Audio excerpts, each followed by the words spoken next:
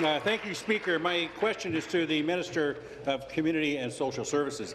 Last spring, the government introduced Bill 148, making drastic changes to employment and labour laws. They did no cost-benefit analysis. Speaker, no cost-benefit analysis. And now social service agencies face millions in new costs, unfunded costs. OASIS, which represents nearly 200 agencies in the developmental services sector, told the government, and I quote, "Without increased funding to the sector by the relevant ministries, Bill 148 threatens the sector's ability to carry out its work. It cannot be overstated that this will have an impact on the lives of the people served by this sector." End quote. Speaker, why did the minister not speak up against a bill that threatens the very people she's supposed to protect? That's a great question. Thank you.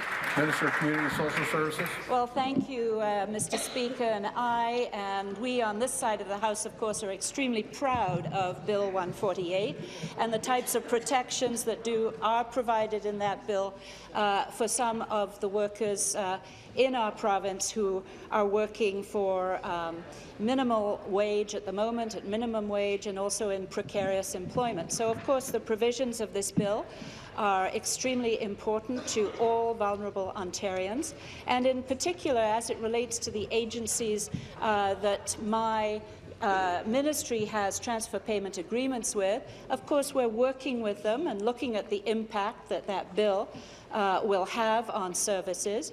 That conversation continues, and we're extremely aware of some of the comments that the agencies have made. Thank you, Mr. Speaker. Thank you.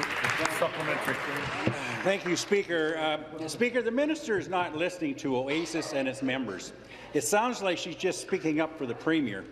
Many agencies have not seen a core funding increase for 9 years, and now OASIS estimates that Bill 148 will add at least $55.96 million in new costs.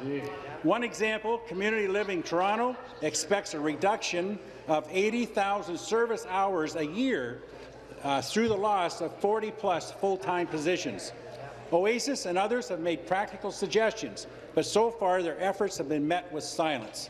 I wrote the minister last summer about this issue, and she replied, and I quote, "I have also heard the trepidation amongst agencies," but she offers no solution to offset their costs. If the minister can really hear the trepidation, why won't she do something about it? Thank you. Minister.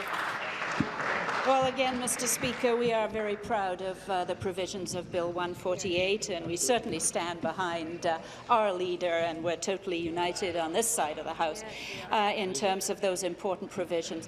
As it relates to the agencies, we're working with them, we're listening to them.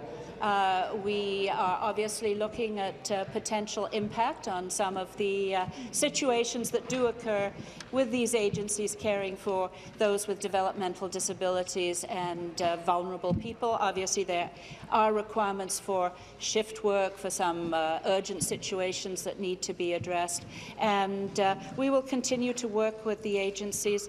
I meet with them regularly. We certainly, on this side of the House, are listening, and it's quite clear that we will continue to work together with them on a solution. Thank you. Thank you.